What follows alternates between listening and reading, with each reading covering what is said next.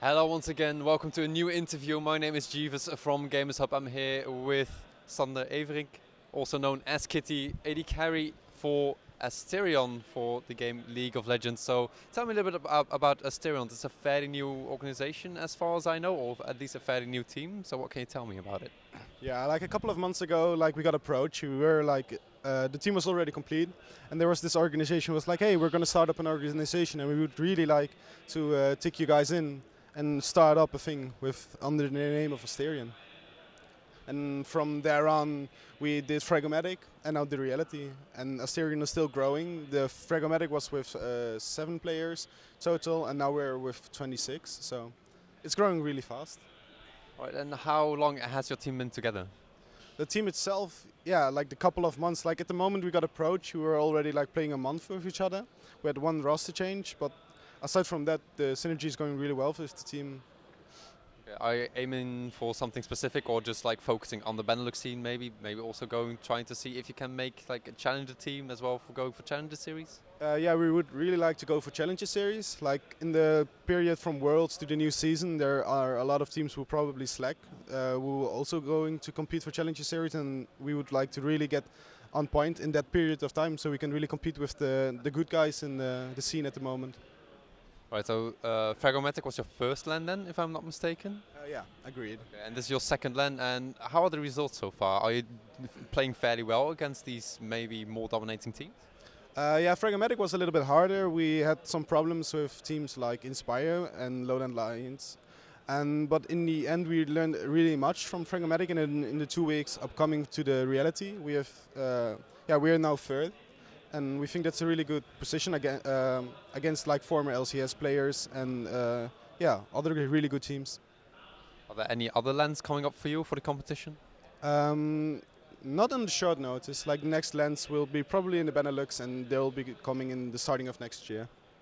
All right. So what's actually your role outside of the game? So yeah, you're playing the AD carry role in the game for the team, but what is your role outside of the game? Well, I've to really push my team so they'll be on time for team practices and really make sure there are team practices. And a lot of communication with the coach and analysts we already have, and make sure that everyone knows what they're going to do and make sure that everyone is on point on the game. Like if someone's feeling sick, it's fine, we're going to skip one team prac, but really make the team pracs go as good as possible. So we indeed see this growth in esports where you do get the coaching staff with the coach, with the analyst, or maybe even have like a specialized coach on side of that, having the manager. So what does it really add to a team to have someone that can also teach you more or point out mistakes or whatsoever?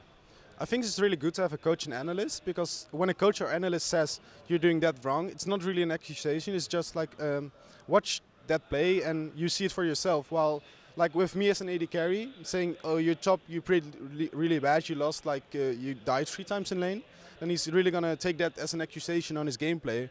Well, in fact, he maybe loses by another factor, but I didn't see that. While when a coach and analyst says, you're like, oh, yeah, you're right. While another player says it to you, you're like, and then you're going to be like, oh, yeah, but you didn't play really well too, and you don't want fights in a team, and coach and analyst really prevent that. Right, do you have like specialized coach in that too, or is he just like a general coach?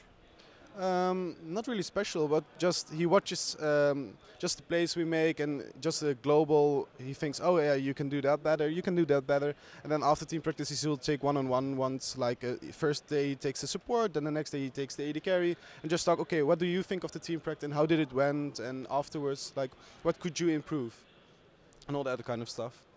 Indeed. So does he also teach a lot into macro aspect, or is he just like taking every single player individually? Like in some games it's really obvious, like your warding was bad, like of the whole team, and then you're gonna, okay, next game we're gonna really watch the warding. But in other games it's just, yeah, there's really specific plays to be pointed out. Like if one player positions himself really badly, like in a Baron pit, it's really good to point it out, and so the whole team knows it and doesn't make the same mistake like that person did. Are you also taking these games in account for maybe next replays? Yeah, I think especially these games when you're playing against teams which play really well, and we saw that like our compositions from teams was really countered by other teams, and we are going to work on that and how we can win in Champ Select like they did. All right, so maybe you can get first place then next time, yeah? Yeah, we're gonna especially aim for that, yeah. Before we end off this interview, do you want to do any last shout-outs? Yeah, first I want to do a shout out to my girlfriend who's watching all my games at home. And of course to my team, because they played really well this LAN. And to my coaches, Shave and Fox. To our organization Asterion with Amon. And of course to my parents and my brother Jasper, because they support me really well and watch the streams when I play. Then I want to thank you for this interview. Also, good luck on your upcoming tournaments. May you encounter those. And I also want to thank you guys for watching this interview. Make sure to check out GamersHub on the internet and also the YouTube channel in order to watch more esports content on the Benelux scene and also the international scene.